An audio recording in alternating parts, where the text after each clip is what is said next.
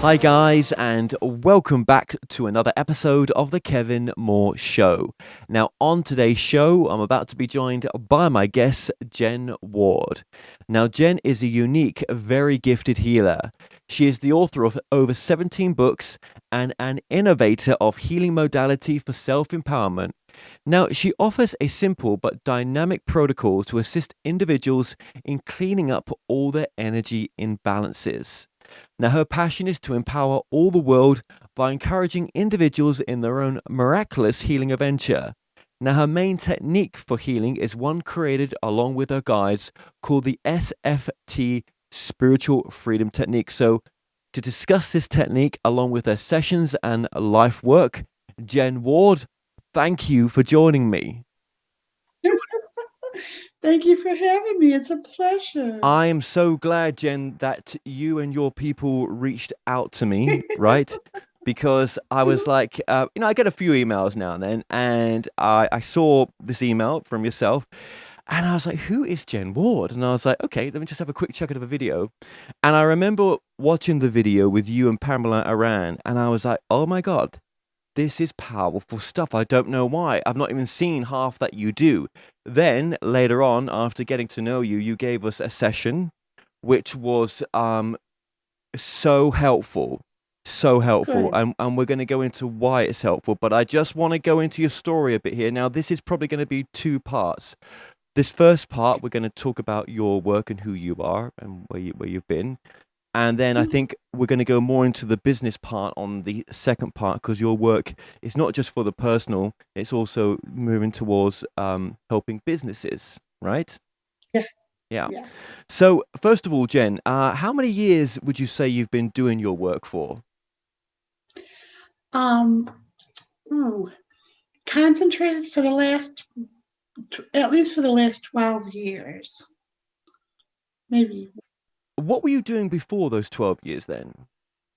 Well, I had personal issues where I was like, had a sabbatical for a year where, I went through, traumas and stuff. But before that, I went through massage therapy school, and I would pick up modalities, different things like zero balance and craniosacral, myofascial.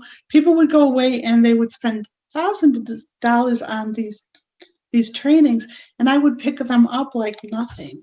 And then when I was like working with the physical body through massage therapy school, I realized I could move energy in the body with my intentions, and I could send my intentions into a person's body, and I could feel something moving in them. I could sense it. Like it felt like a roulette wheel in the brain, and it's like the infinity symbol. I could feel it in the body, and I could feel where it was blocked. And so I could go in there with my intention, and I could go in there and unblock it in the person. And so it just moved from there and got more and more surreal as people came back and they shared with me their training from massage therapy schools and all their training. And I just picked it up like that, all these different modalities, and added more. Yeah, absolutely. You added more. Okay, some really good stuff you added. Um, Yeah. I want to. Okay, let's just get straight to it then, because obviously there's a name for. Well, you've got the EFT, right? No, EFT isn't mine. EFT is just out there. Emotional freedom technique is what everybody knows as tapping. So, That's right. What I was going to say there is you've got EFT, which is not yours, oh, right? But oh, what oh, you've done is you've come up with SFT, spiritual freedom technique. So just explain it like you were there. Sorry to interrupt. The difference between okay. the two. No, I think I interrupted, but sorry to interrupt. But so emotional freedom technique. Anybody who works in energy realizes there's different layers of consciousness, and the emotional body is the astral body, right? It's like what the emotions are from the astral plane. So, so from what I deduced, I didn't study it a lot. The emotional freedom technique was more to help people with their physical life and their emotional life, right? But there's so much more that goes into the body, like the experiences, the past memories, the future hopes and dreams, the belief system, the mental stuff. And all these things have to be aligned as well to bring spiritual freedom. So there's not only blockages in your emotions, there's blockages in all those other aspects and more as well. So the tapping protocol that I developed with, with the help of, you know, you know, my perceptions, my guides, whatever, not whatever, that they're very respected, was a heartfelt years of study with each one of those things to dissipate one's karma on an issue, their connections. Everything I learned from someone else got accrued into a tap in the protocols to totally release you from someone who, or someone, something that's preventing you from being omniscient, omnipresent, and omni. Yes. Well, I mean, look, there's so much to Um, SFT, right? There's so much, and like you say, yeah. your guys gave you it. I mean, not only have you done a book on FSSFT, well, actually, you've done in total over 19 books on different subjects. I think 17 are available on Amazon right now.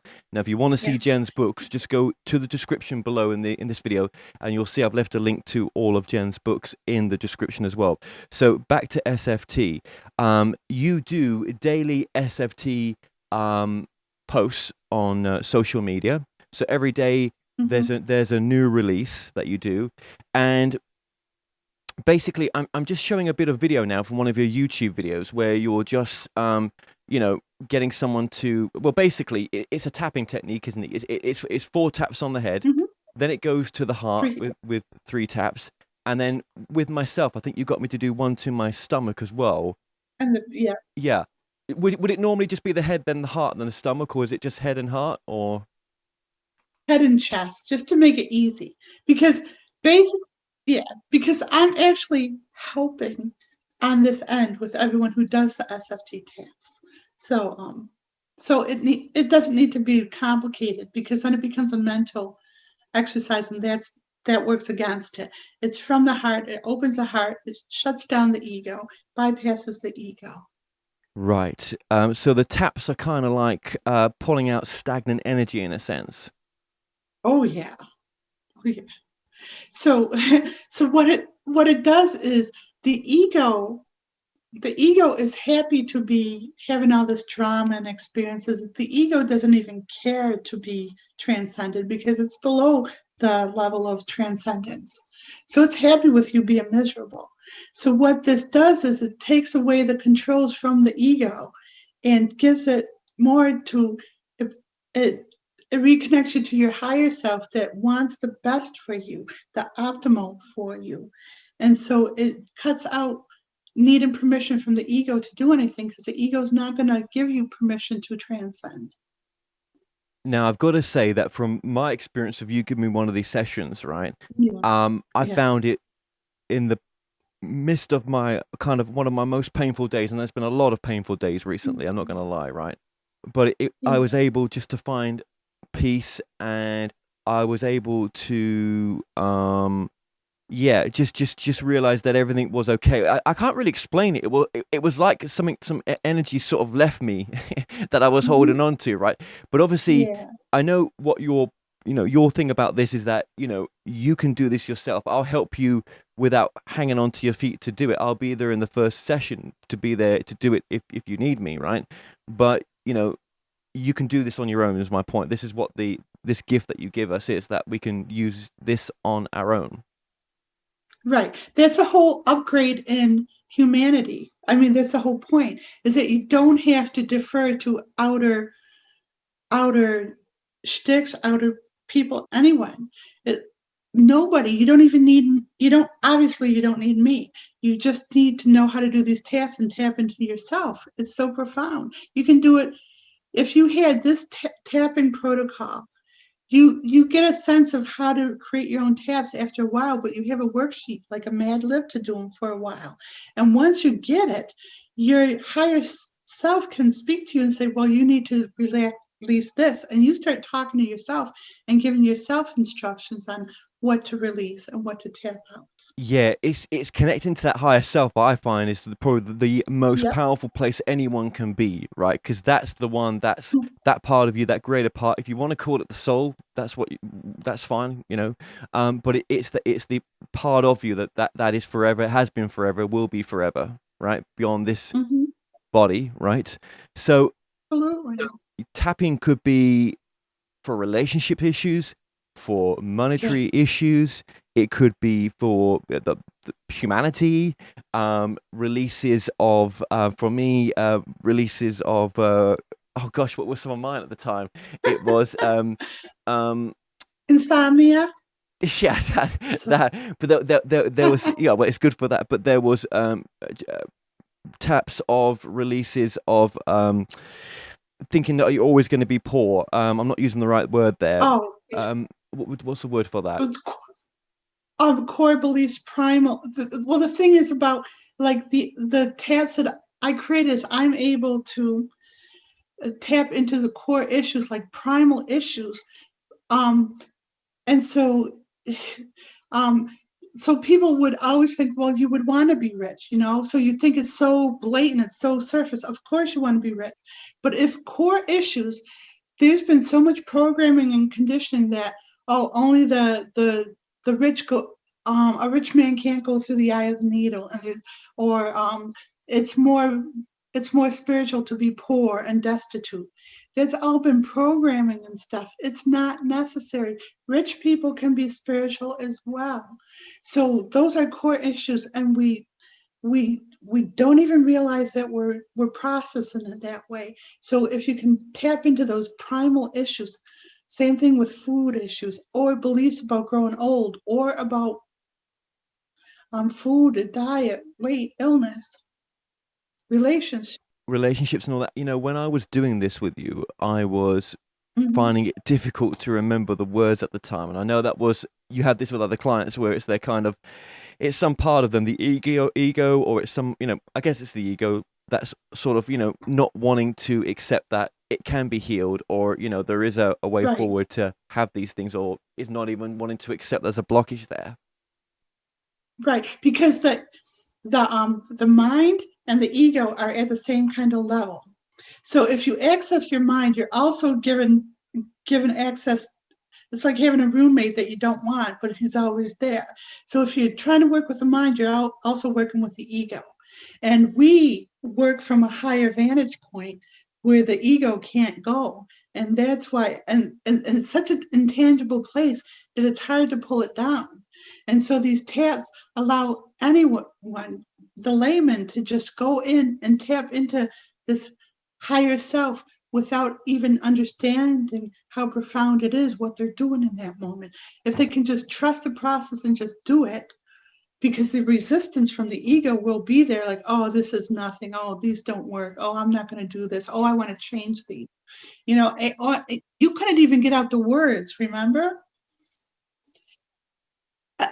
And so what people need to know is that's a gauge when you can't say the words, that's exactly the ones you need to do. So you got to work through that.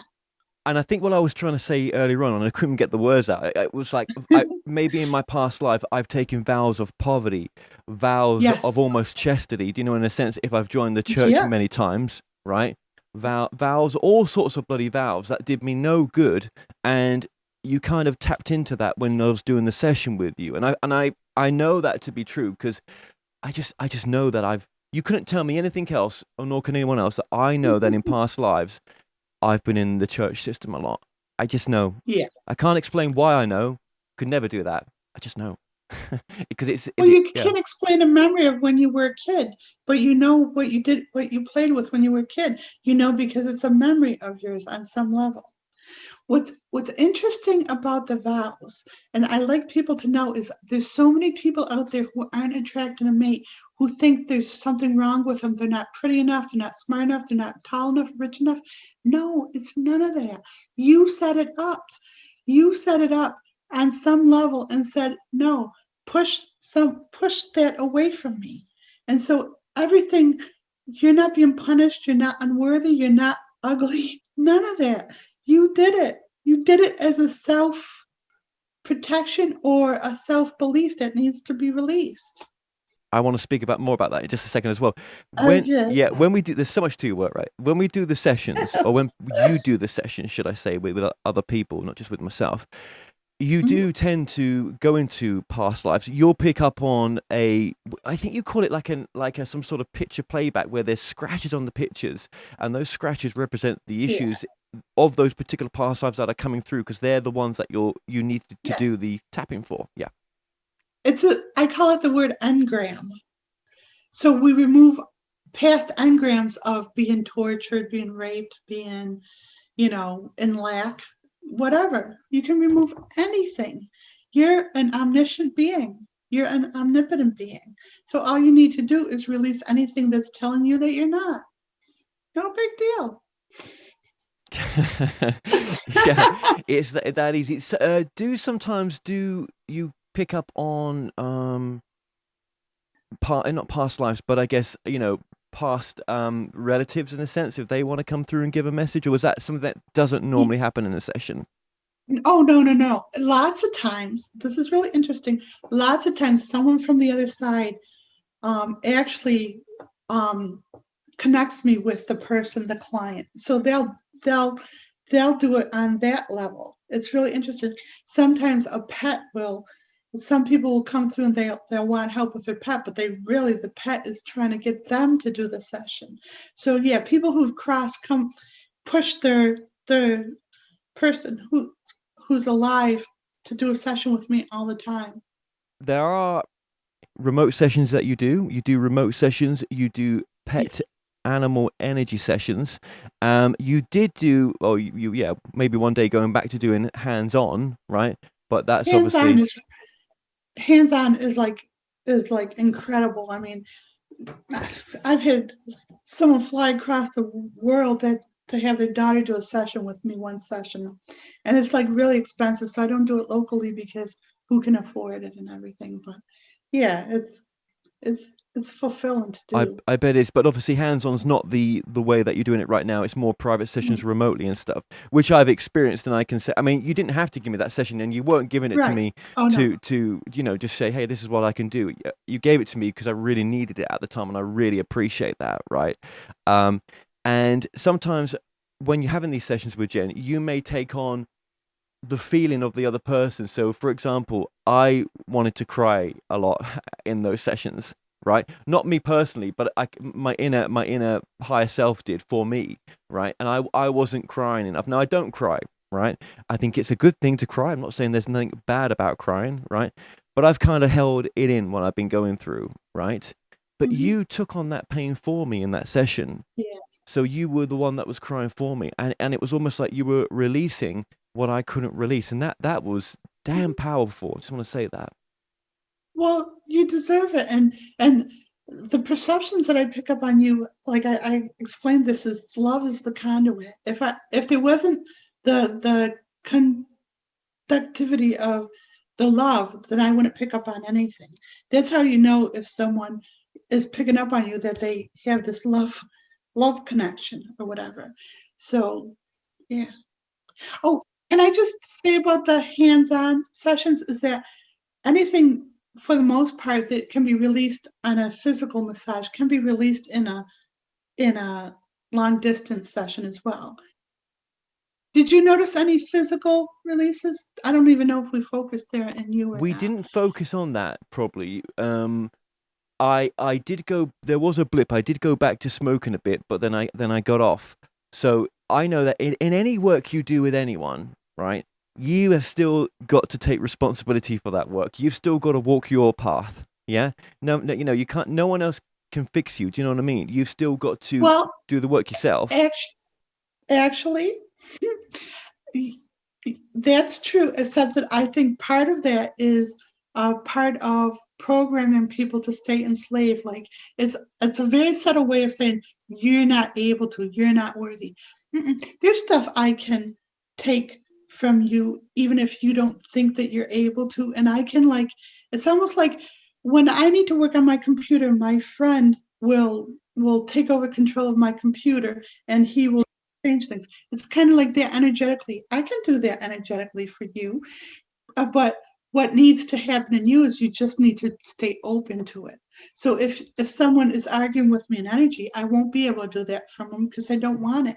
But some people have suffered enough through all their experiences that they deserve to have someone come in, and a form of it's a form of prayer is to go in and do rescue someone. Like if you saw if you saw a dog that was suffering in a little cage and the dog didn't want to come out of the cage, would you leave the dog in that cage because he needs to figure out how to get out of that cage himself? No, you would help him. And the same thing with the human consciousness and all that we're conditioned to believe. So no, if someone is ready to release all that, even though they don't believe that they can, someone who's able to can go in and help them. And there's no spiritual violation in that. I don't believe in that, because love is the highest. The law of love supersedes all other spiritual laws, the law of karma and whatever. So there's no karma in that. No, I no, talk too much. no. Oh, you don't. No, you don't talk too much at all. Okay. You know, one thing, I heard this on a previous interview actually. You talked about world peace and what world Yeah. peace could look like. And I'm just going to quote you here as well. You said, world peace is everyone living in their purpose, and that the purpose that they're living in is giving back to others. And I was like, Mm. good God, that's such a powerful way of putting it. Well, I think the problem with people believing in world peace is they've been conditioned that it's a stagnant state of consciousness where everyone's just laying around doing nothing, which is a lie, or it's a form of communism, which is a lie. No, it's not. It's like everyone, from the time we're born, we have been conditioned to take, like on birthdays, on holidays, give you candy, give you presents, me, me, me, me, me. That's the antithesis of what the spiritual being is like, because the spiritual being, a child left to their own, will want to give. They'll just give and give and give of themselves. That's what the creative being is. So if we interrupt that process of teaching people to just take in all the time and let them outflow, and that's basically what the SFT tapping does as well. It gets people back into the outflow instead of the inflow of energy. Yeah, I should just say this as well, that for the part 2 that we're going to do in the next couple of weeks with yourself and another chap called Marvin, your work is moving not just from giving the personal work on the personal sort of, what would you say that, would you say it's you use the words maybe 3D in your work, don't you, as well? Like moving away from 3D into the 5th dimension, is that what you're saying? Yeah, it's like, yeah. So everything that I've been doing up to this point, I've been motivated to do with my guides and whoever kept me here to do this, is to free the individual to a point where we could get to the 5th dimension. So my belief is we're already in the 5th dimension, but because of our nature, we took all our engrams of the 3rd dimension into the 5th dimension with us as comfort. So now we're releasing really quickly those engrams of creature comforts so we can be comfortable and we can stabilize in the 5th dimension. But the work, so that part is done. We're stabilized in a sense to the 5th dimension. People are getting truth inwardly all the time on their own. They don't need to hear what I say or you say, nothing personal. You're very profound. But they're getting it through inner channels because there's those of us who are pouring it into the collective and they're hearing it. So now what we need to do is get the big groups out there who have been collecting the energy of individuals for so long that it's congealed and stuff, and retrain these businesses to come almost like each business is like one individual. And my spirit guide said, if you can shift one person, you can shift 7 billion. What's the difference? So now it's to the degree, if you can shift one person, you can shift one business. And so we're shifting that because Marvin's been on the other side of the world, polar opposite living. It's a miracle we connected. And he's been working on shifting businesses. He's got the protocol of taking them from short-term um, um, ego satisfaction as a business into win-win. What do we do for humanity? So now it's on a grander scale of what I do. So we're combining forces in a way. Okay, that's what we're gonna bring up, that subject, and go into depth with it on that, and then in second interview. There, But yeah, there was there was something that was happening with my individual work. People were starting to look up to me and start to defer to me, like worship me a little bit, or like say, "Oh, Jen does this. She's so wonderful." And who needs that? Nobody needs it. We don't need another savior of. So I'm kind of bowing out from that because I don't want to do that to anyone else, and I don't want to be that. So. understood. I get it. Yeah. Just so I've got this in my small head as well, right? So going from 3D to 5D, obviously, what does I mean? I look at it sometimes. I think, oh my god, what does that mean? Do you know what I mean? But what does it Yeah. really mean? If we take the flowery outness out of it, if we can do and say, look, practically, it means this or this. Okay, so in 3D, everything is linear. The 9 to 5, you wake up, you have all these labels on you. Your first thing they ask when you're born, boy or girl. They've compartmentalized you into half of who you are right then. Then what do you like to be? What do you want to be when you grow up? All these labels and stuff. And what those do is they put these they put you on this course for just a very linear trajectory. So Newton was wrong about time. Time isn't linear. Like a moment of time doing something you love is not the same as a moment of time doing something you hate. You can stretch and work with time. So what the 5D is about is realizing the ways that you've kept yourself enslaved in this linear moving along this treadmill and taking itself off so you can be exponential and you can do all these different things. Like when you're doing this, you could be right now, we could be healing people on the other side of the world. You can be thinking about your next gig or whatever. All these things that we're doing that when we're not right here in the moment are still valid and everything. So you use more of your energy and validate more of your energy than just what's sitting in the seat. Okay, and that is again part of your work and what you're trying to do with your work as well. And also, one thing you talk about in your work is how to embrace one's empowerment and Mhm. almost take them to their place where they stand beside. I was gonna say behind there, beside their spirit guides, right? Because I think from what I Yeah. understand about your work is that you feel that we all have a team. We do Yeah. have spirit guides, but they don't want to be above us. They want us to feel equal with them. Well, you won't be with you if they're above you. They're not going to tolerate that. It's when you can tap into realize. I mean, they may come to you during like really devastating times to just peek in and say, you're okay. I've had that happen.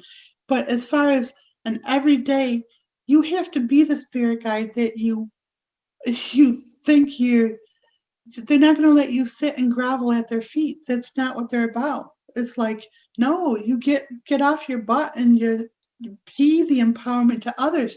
There's so much every individual can do right now to like empower those others. A smile is a form of healing. It changes brain chemistry. So, if you're not smiling at others, you just have to figure out all these tools, anything possible that you bring to the table, and how to help others and outflow like that. Be your own spirit guide. Well, thank you for that. Yes. And again, your work helps you to get to that place where you can Mhm. be your spirit guide because, you're a team, aren't you, in a sense? And I think Mhm. in my darkest times, well, let's just put it this way: in a religious person's darkest times, they'll always call upon God.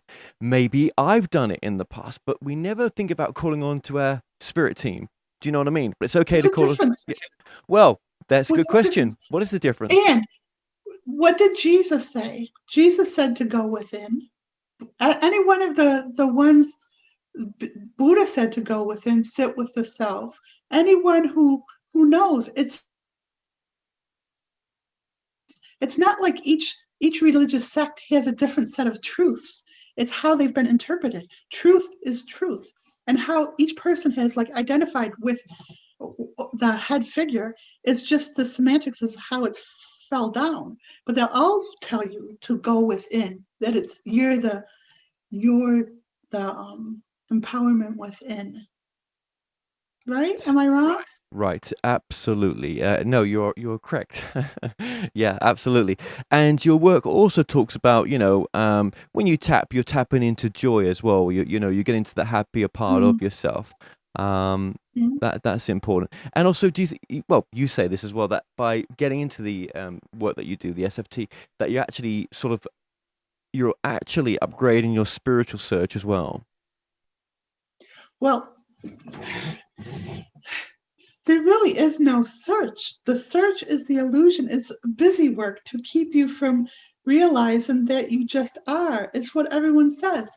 It's like, as a energy being, you're already in joy, love, abundance, freedom, health, success, security, companionship, creativity, peace, life, wholeness, beauty, enthusiasm, contentment, spirituality, enlightenment, confidence, and empowerment.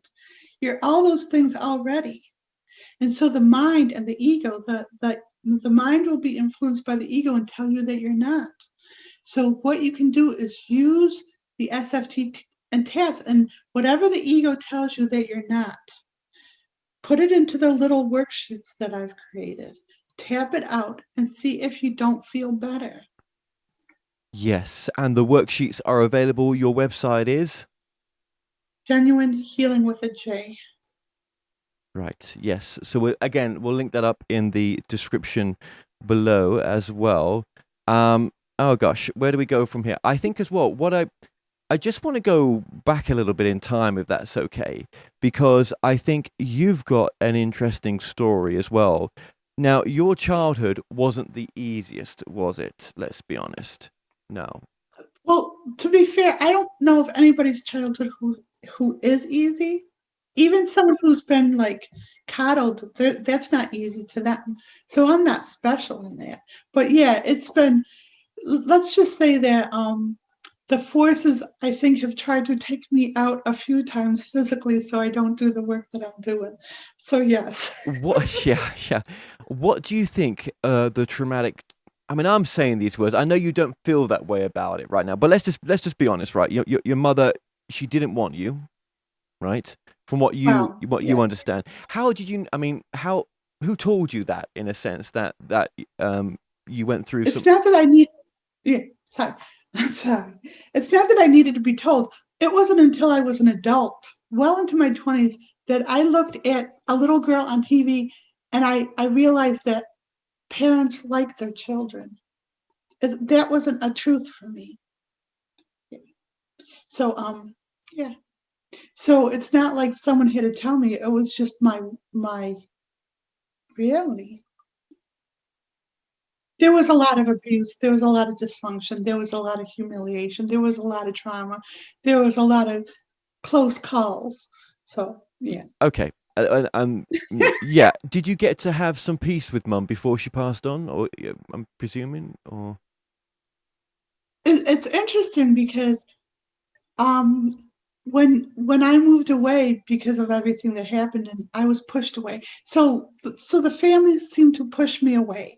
But now in retrospect, everyone who's like rejected me, it was an upgrade from the universe saying, you can spend your life cowering to these people and serving them, but you're not going to be serving a greater purpose. So every time someone or some group or anyone has rejected me, and I think this is formula, it's the universe moving them out of the way so you can have more love in a more expansive way, or you can serve in a more expansive way. So yes, I was moved out of their life, and when she got sick at the end, um, she we actually called, and she made a point of telling me, she goes, that she loved me, and she goes, she had to like make a case for it. And that was like profound, because it meant that she realized that I knew that she didn't love me. Yeah, that's okay. What did that do for you then in the career path that you've taken to know that and to heal that? Um, I don't know if that was as profound, because with the past I've had is kind of like a numbing agent. So a lot of this life has been numbing, and it's only in retrospect that I realized. So when I was gestating as a fetus, I was doing everything I could to just create more of myself, create my own body. And at the same time, she was plotting on her end to destroy me. How could she abort me? How to get rid of me? So what's a beautiful thing about that? No, this is beautiful. This is what my spirit guides have told me. That level of resistance proved to be a safety buffer for me now, because when people don't like what I do, when they try to destroy me, to me, more it's just mother energy, it's mother love. So it doesn't register as the drastic contrast as it would to other people. And so she was the perfect mother for me. She gave me the strength to be able to do the work that I do here. Right. Okay. And you've got other family around you. Did you ever have any kids yourself? No, not around me. Not around me. Okay, but did you Um, have kids yourself? nope. I always wanted to have children, but when I got pregnant, my my first boyfriend was a real jerk, and I was like really had a low self-esteem, like people do. And my spirit guides, that was one of the very rare times they came through very strong, and they showed me the Akashic records of this kid. They showed me how he was going to drain the life out of me, and how he was going to be as selfish and abusive as the baby daddy was. So they highly recommended that I end the the pregnancy. And as much as all my childhood I wanted to have a baby, I ended that pregnancy, and I've never regretted it. So you've always thank you for sharing that. You've always have had this connection since childhood. Then is that what you're saying? You've had this With with your with the guides. spirit guides, Yes.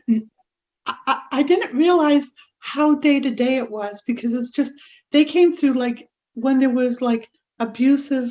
Like sometimes I would be terrorized to go to bed at night when I was a child, because someone scared me that the house was going to torch up and get destroyed in the night, because it was like we only had like little kerosene heaters, and it was really tinder, and I was terrified to go to sleep. That was the one night they came through really strong, and they were really matter of fact, and they said, we didn't bring you here to have this life for you just to go up in one. And they basically told me that there was a bigger purpose for me. And it was the most, I couldn't sleep that night then, because I was so grateful that something loved me, someone loved me, and someone was watching out for me. And, and then there was another time they came through, is when I found out I didn't have a job at the time in my 20s. I found out I was going to be evicted in like 4 days, and I had no prospects, no money, nowhere to go, and there's nothing I could do.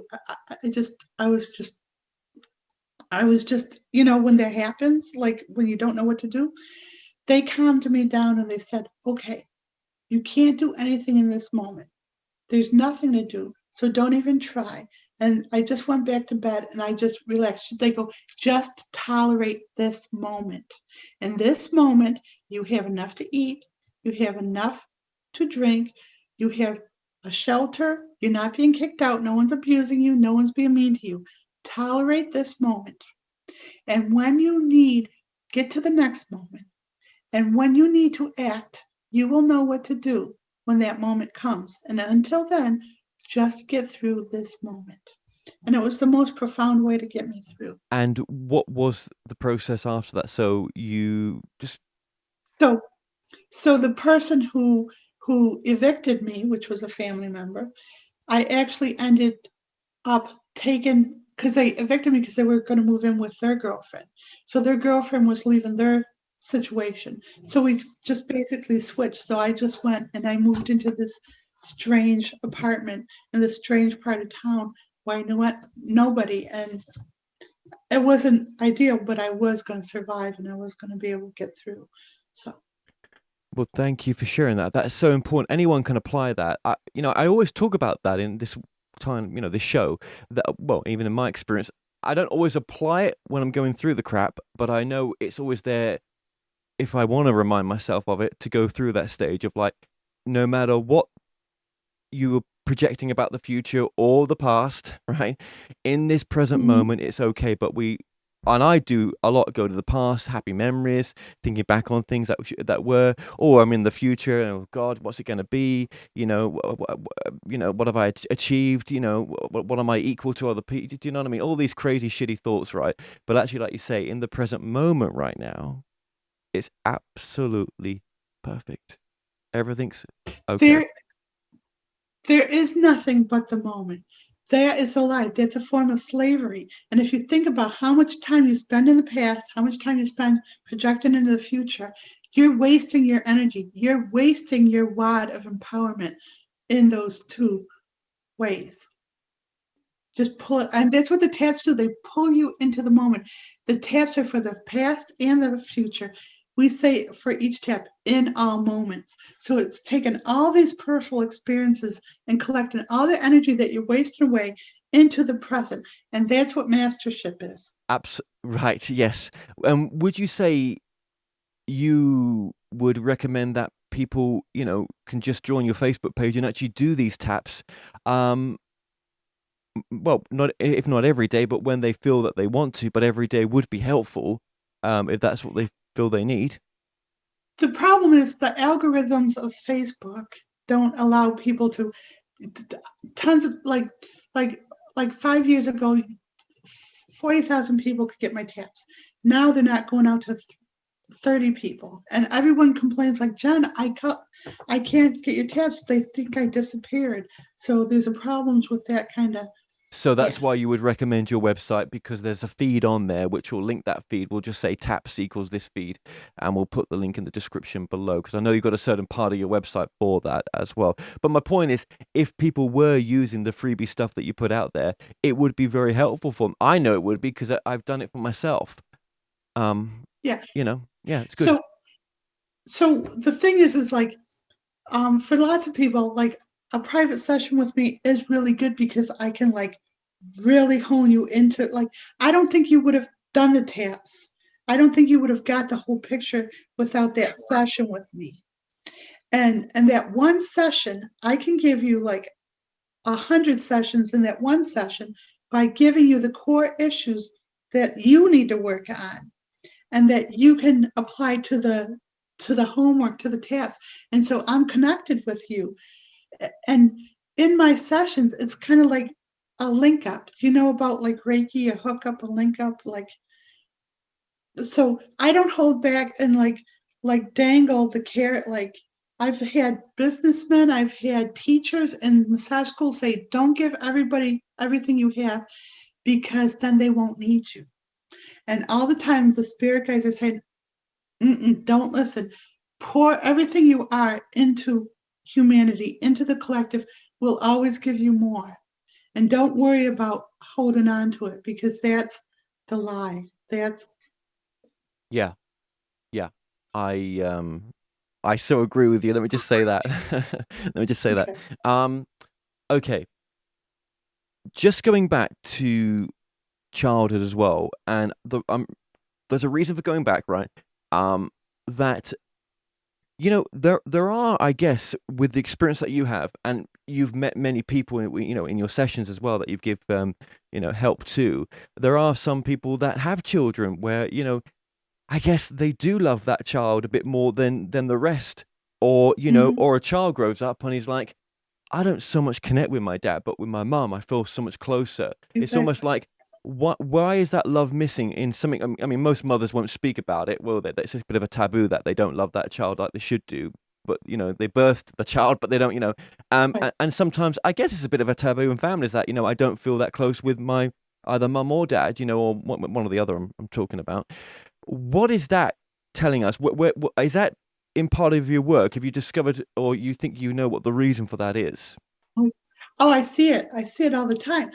Lots of times when people come to me and they're not connected with this family at all, it's because, and lots of times, in like Rome and Athens and those times, you would be like neighboring countries or whatever, and you would conquer each other, and then you could become a slave in your own home because they conquered you.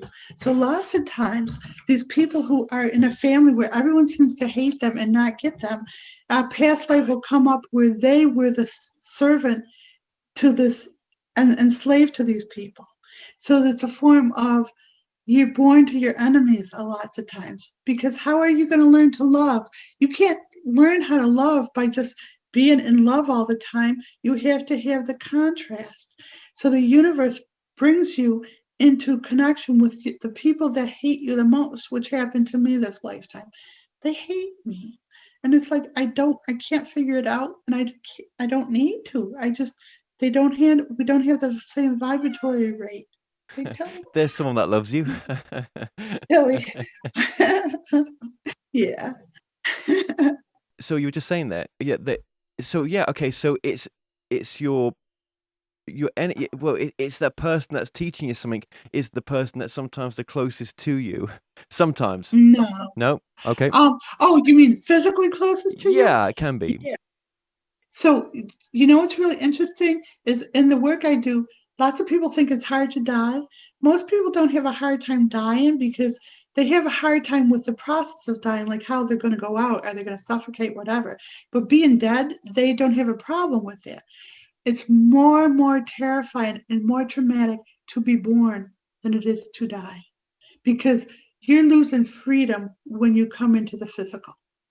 You're going from an omnipotent being to this trapped in this little fleshy sarcophagus, and you have to maneuver, and nobody understands you. And yeah, it's very traumatic to be born for many people, especially if you know what you're in for.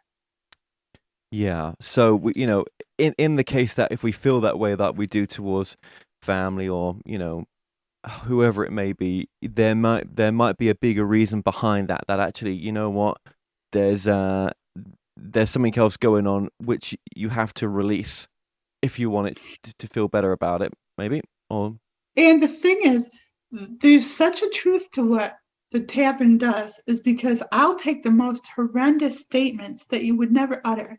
Like I release hating my child in all moments.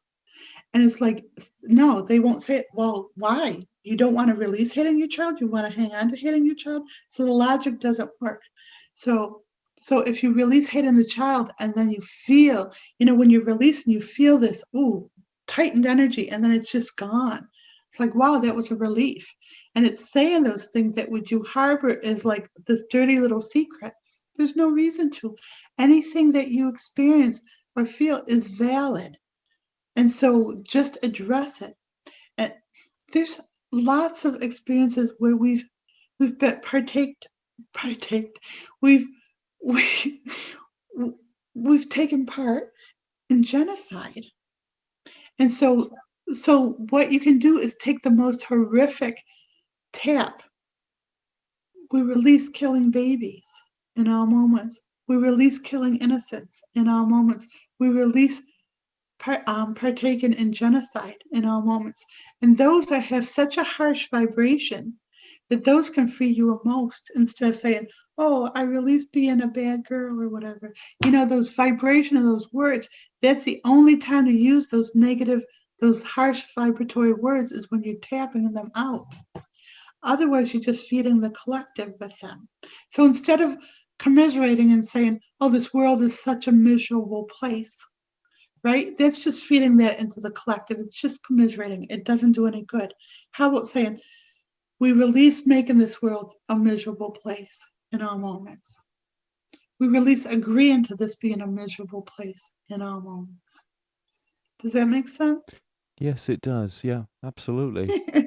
Yeah, that's why I feel that your work is different to other people's. and powerful. So it's two. You know, I mean, do you think that you're a bit of a trailblazer, having, to put this type of work out there that came from your spirit guides, and therefore it hasn't been the easiest of journeys sometimes? I think there's a reason I'm in a female body.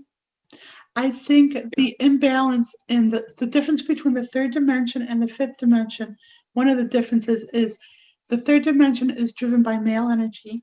And male energy, the yang energy is very different from the yin energy. The yang energy is like goal motivated, a great like cutting linear, cut to the chase and everything. And everything about yin energy, which is creative, expansive, imaginative, has been thwarted. So the upgrade is for the female energy to to gain balance with the male energy and not to diminish. It's not like a sex war at all, because men and women are both yin and yang. So it's for every individual to embrace their female energy, which is their creativity, their sensitivity, their compassion, their imagination, and to marry that with their goal driven ideology. That's great. That is. I think if I just bring myself in, I'm not trying to be about me at all, but I'm just I've No. struggled with this work sometimes, in the sense that what am I putting out there? Is it helpful? Mhm. Have I just gone too far over the cuckoo's nest, in a sense? Do you know what I mean? Uh-huh, yes. And I think it's wise to ask that, but also it's also my freaking ego getting in the way of just allowing this work to be, right? I have a massive problem putting this type of work out here sometimes, and it not being more, if it was mainstream, I'd be fine with it. Do you know what I mean? But I think it's just where we're at, or maybe it's just where I'm at. But we are still in an early part of, even someone like me that's promoting this type of work all the time. We're still, you know, we're still in the system. We're still, it's not the mainstream. Do you know what I mean? I mean, lots of people struggle with this, though. It's not Yeah. just me. But I just want to call you to task and don't diminish what you do, because not too many people can do what you do. So please don't diminish yourself, because when you diminish yourself, you put a glass ceiling on what you're capable to do. I see you as a dynamic healer, and the fact that you're waking people up and making this okay. And you present yourself in a normal, kind of like thoughtful way. And that's huge. You want to hear something funny? I thought I was mainstream. And then Marvin, who is mainstream, my friend Marvin, he just laughs at that and he goes, "No, you're not mainstream." And I go, "No, that's my whole purpose, is to mainstream these ideas, Well, these." you know what? You're close, though. I'll tell you that much, right? Thank Because you. because I tell you why. Because it's simple. For you to even feel that way, that there's been so many more people around you in the past 5 years, let alone decades, that you've been doing this, right? That are so Mhm, much open to this now, right? That openness mhm, never used to be there, right? It is now, mhm. and that's a reminder to me. You're a reminder to me of where I'm at. Do you know what I mean? In a sense, we're kind of mirroring each other here. That there is an awakening, in the sense that even this community is larger than it ever was. Do you know what I mean? That it's okay. You must notice that sometimes, that it's okay to be you nowadays. Well, I live in a vacuum, and the thing I've I'm a recluse for the most part. We're getting over that part, but the thing is I've been working the last 12 years in formulating these tasks, not just for myself, but as a surrogate for humanity. So there's a little group, relatively little, because Gandhi and Martin Luther King Jr. were just one people. So there's a little group who are doing these tasks as a surrogate for humanity to remove all blockages from what's keeping them from being open. So when you say that you notice an opening in energy, part of me likes to think that I contributed to that through these tasks and through the synergy of these dynamic people who know and get a sense of what they do and will do them as a surrogate for humanity. Yes, yes. And it took you, to this point in your life, at your age now, to get to this point. And there's so much more that you're gonna do Oh, with yeah. your work. It's gonna expand and expand. But I guess sometimes we get a, well, I do, that you think to yourself, shit, I'm this age and where am I in life? Do you know what I mean? What is this all No, about? Yeah. no, because you are ageless. So my belief system is challenge anything that you see as a glass ceiling. So aging is a glass ceiling. Who told you you had to age? How do you know that? How do you know that what we're doing and evolving into in the fifth dimension um, evolves beyond having to leave a body and keep doing this over and over again and start with a new mind? How do you know that's not something from the third dimension? I like to stretch your concepts of that. So if you're limited by age, um, just challenge why you believe that you have to age. There's so many, there's trillions of techniques you can do to retrain yourselves to go back to your childhood. Pick up memories, pick up behaviors when you were a childhood, play, run, imagine. Those are the things that are going to stop the aging process in you. And again, just with a bit of one of, you could work with you to get the right tap to do that.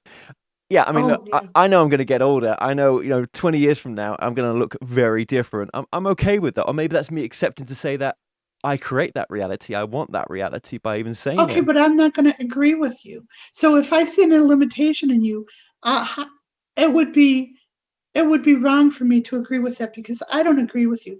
I think that you're going to evolve so quickly that you're going to agree you don't want to age and you want to keep this body. You don't want to keep coming back into a new body. So if you want to stay here, We'll see how well I've done at the gym by then, right? Yeah. it's not. Yeah, it's a cute joke. Yeah, but it's not that. I see you. How about that? I think that's part of another thing that I do that I take for granted in myself is I afford you the most expansive experience of you. I see you as a God being, not in the future, but now. I see you as the adept that you are, not will be, but are. So agreeing to anything that's not that, I won't.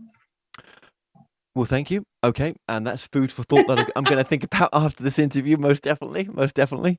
Um, I know I've been sort of round the houses here, but you have sort of lived your work in a sense, and I think that's why I want to just bring these points up a little bit so people can get that. I know it's getting near the end here. We've got another part two to do at some point soon as well, so we will be getting you back on. But obviously, you have been through, as you've mentioned, some really tough relationships, and one of them, I know that you were sort of locked away for many years, almost died No, from it. Just a year, was just a it? year. Okay, but you No, almost I've been tortured for a year. a year, 2 years. With What's my the difference, husband. right? Right. You know. And at least I'm so glad that you can feel the way you do about it because, and this is what's important. This is what I'm bringing it up is that you look at this person who was, some people could say was abusive and everything else, right? Was the worst sort of person. You look at him as being not only a teacher, but obviously someone that you knew before as well in a past life. Oh, ooh. Well, did you know that's my biggest fear in life is like coming back in a future lifetime and seeing him and thinking he's a love at first sight when he's actually uh an abuser and stuff. So you got to look at that when you meet someone you say, I don't understand, we're supposed to be together. I recognized him. Well, look at the relationship, and if it's not a good relationship, just because you recognize them doesn't mean it's a love bond, right? So there's that. And it's not that I loved him, there was this connection. And I was doing work for humanity. I was changing who I was at that point. And at that point, I didn't know I could write. I didn't know I could do healing work. I didn't know why I was being targeted for this experience. I did go through the process of enlightenment, which is a very real experience. Is that last 3 days where you're disconnected from the ego. You're in this peaceful state, and then it's terrifying when the ego has to come back and sit back in the body because you think you're becoming evil again. So there is that. But other than that, what was the point? Yeah. So we just the point of what did he teach you, and do you think He you've didn't known him teach me. before? Oh, right. No, he Okay. didn't teach me anything. He was set up by my spirit guides. What he did was he gave me access to, he would study all these different different space species, all these conspiracy theories and stuff. And when I was with him, I had access to all of that. So I got to learn about a lot of peripheral experiences that I didn't have access to. That was a big thing. But him of himself, he wasn't capable of teaching me anything except how to survive and how to finally set a boundary that I deserve to exist. Why do you think you went through that abusive relationship as bad as it was? It wasn't even, it doesn't even feel like it was a relationship. It wasn't a love interest. I came in so love starved because I went through this life and never had anyone to nurture me as a baby, those formative, no one to love me, no one to encourage me. So that love starved. He was an attractive man who gave me attention. That's all it took. But what happened in the experience was I got to accrue a lot of experiences. So so I think that I have compassion for anyone on the planet because I have been through a similar experience in this one lifetime. So that the vibration of whatever pain they've been through, I can match. The, there was another interesting part of that whole thing, though. I was told before I went on this whole excursion that I was a Sangoma.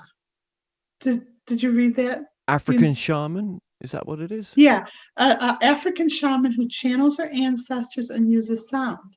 So, and I kept going on the websites. They said, "Yes, you're a Sangoma. Are you in Africa?" No, I'm a white girl in upstate suburbia. So, but there were prerequisites to being a Sangoma. Besides being so sensitive in energy, which I became, was taking life and surviving the brink of death. So who's going to do that in rural America? But the sociopath that was with, um, mm, this is tough to share, but he forced me to take animals, and so it was something really horrific because I'm an animal lover and stuff, and it gave me that understanding and compassion of people who were in wars and who could kill people, and how could they do that? And it surprised me how easily I was able to shift and do that. So I had that understanding that the human psyche is very fragile and they can be coerced into anything. And there's such a guilt and shame in doing that. But now when I work with veterans, I can match that vibratory rate and I can help.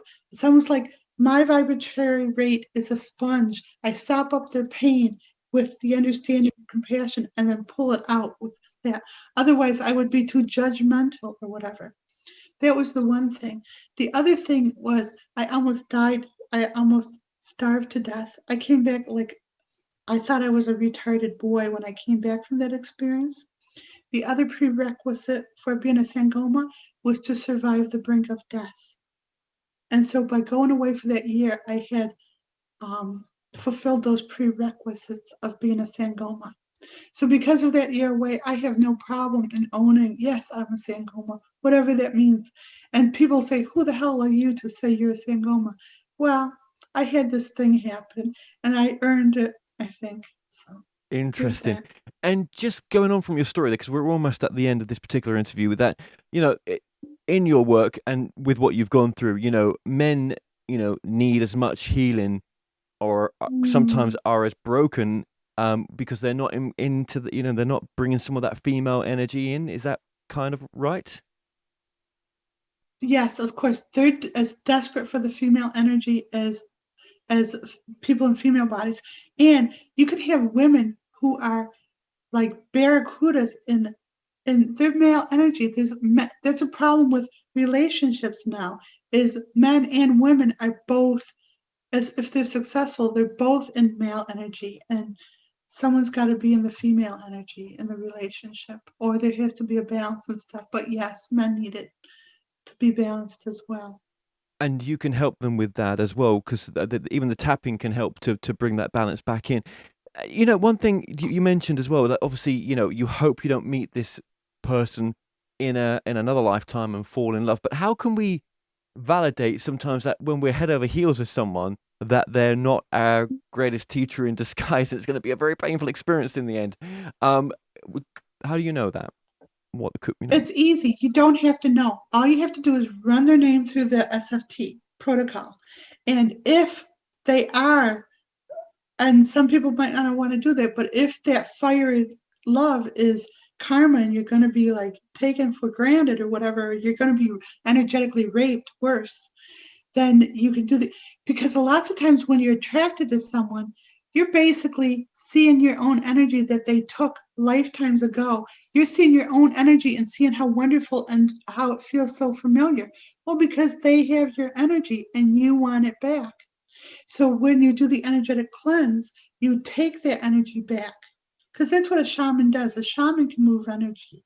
And I'm teaching you, I'm affording you the shaman hat, and you're taking your energy back from someone who's taken it from you lifetimes ago, and you're giving back to them what they've inflicted on you. So the scales are evened energetically. Absolutely. And then again, most relationships, or a lot of relationships, it can be very loving. It can be that none of that Yes. issues are there, and that you're actually working out other things apart from what you took of each other. It's what maybe you can give to each other. You know what the most beautiful thing to do is do the energetic cleanse together. Like instead of fighting, instead of saying, you're an asshole, you don't listen to me.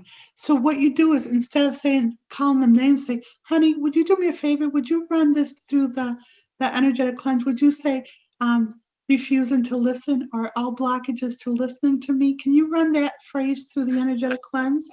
And there's the whole fight right there. Sure, no problem. And that's it. It's done. Because all that fighting is steam. It's just energy that needs to be. So just get it out with the energetic cleanse, and then you don't fight no more. Ah, where were you just a few months ago, right? Absolutely. I'm here Yeah. in all moments. Yeah, right. Yeah. That's true. Omniscient, absolutely. Well, what would you say is the most important message of your work? You may have said it already. Is that you don't need you don't need to go on this excursion to look for truth. You don't need to find someone to look up to or give your power to. You are the person you're looking for. Just try the techniques. Just try it and try to be your own spirit guide and try to do that, because that's you're running around. It's all pointless if you're not going within and respecting yourself. One thing I want to just ask you as well, and you've had this many times, and I think we should just address it, right? Because a lot of people have issue with this. I don't, because I know what answer you're going to give, and I agree with you. But when some people say, "Okay, well, I think this gift should be free. If this is from the universe, you shouldn't charge for it," right? Or some people may say, "Oh my God, I can't believe she charges that much for it because your readings are they're 400 plus, and then almost I think they're over $500, right, for a reading but it's not a reading. I shouldn't call it a reading. It's a session with you. It's an hour's worth of session It's now. an actually shift. Yeah. Yeah. Now you've done this for nothing before. You've given away your energy. Just explain your journey on why you came up to this point.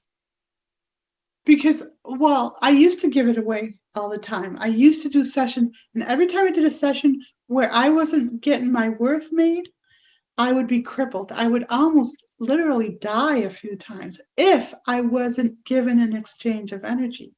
Now, the work I do, I've been told that one of my sessions is worth hundreds of therapy sessions, or it's just people out of lifetimes of enslavement.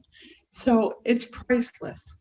And so there's all these insults that a dynamic energy worker has to put up with.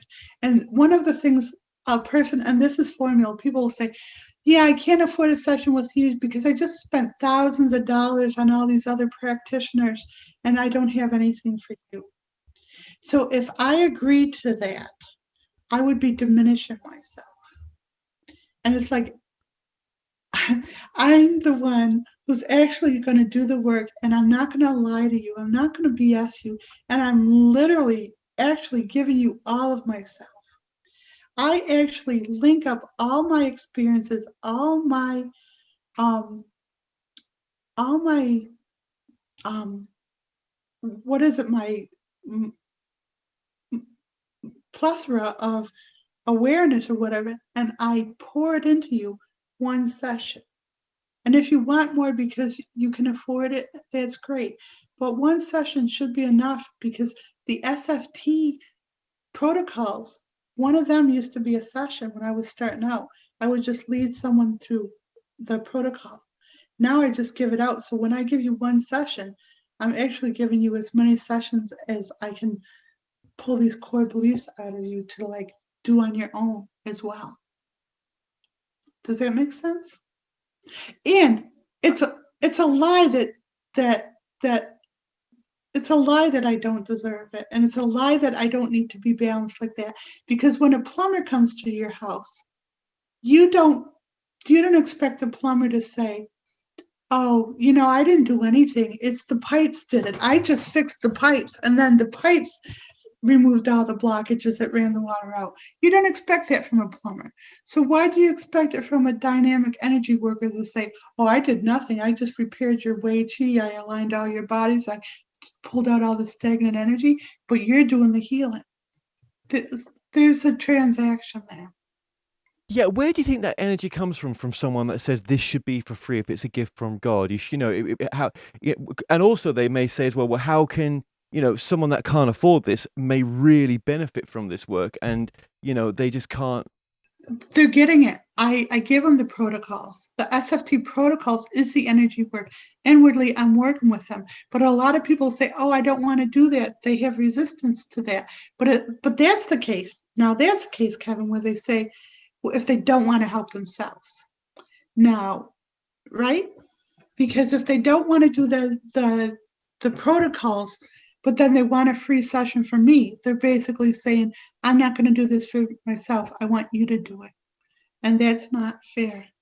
Yeah, because I think some of that monetary transfer is actually you wanting to have you wanting the change, and that coming from a much deeper level than just on the surface. Do you know what I mean? Um, Um, and and yeah, go ahead. also, when I have money, I don't stockpile money. What I do is I basically buy trees, and or I do things with it that are outflowing. So my life is kind of like a prototype of what a person in the fifth dimension would do, because money is supposed to flow. It says a violation of spiritual law that you sit on money, and that it's really like really stagnant. It's like stagnant water, right? It's got to move. So when I get money, it's like I put it into places and things where it'll flow. So it's not like you're making me rich. What you're doing is empowering humanity even more, because like it's impossible for me, as far as who I am, to just sit on my laurels and take while others suffer. I can't do that. So nothing about giving me money is selfish from my part, because it goes out. Well, your website one more time, Jen, is Genuinehealing.com with a J. okay.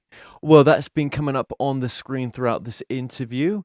So, Jen, I just want to say to you, thank you so, so much for this first interview. I've thoroughly enjoyed having you on. Your work is very, very different to anyone else that I've come across again, and very, very powerful. Thank you for joining us.